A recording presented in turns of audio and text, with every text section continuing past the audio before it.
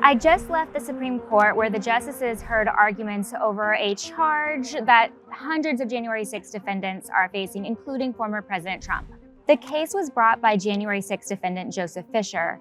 Essentially, he says that the federal government is interpreting a statute too broadly and applying it to January 6 defendants. That statute involves obstructing an official proceeding. He says it really is related to evidence destruction in investigation or court proceeding. But the federal government says that it has used this statute to prosecute individuals who had tipped off subjects of grand jury investigations. They say it wasn't just geared towards the destruction of evidence or record keeping.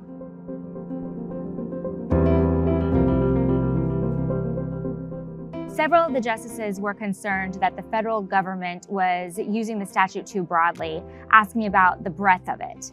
Whereas Justice Sotomayor noted how significant January 6 was and saying that it really is unprecedented that a proceeding was interrupted like that in a violent manner.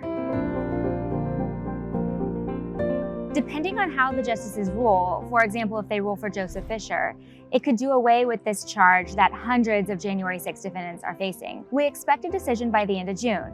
To read more about this case, you can go to WashingtonTimes.com.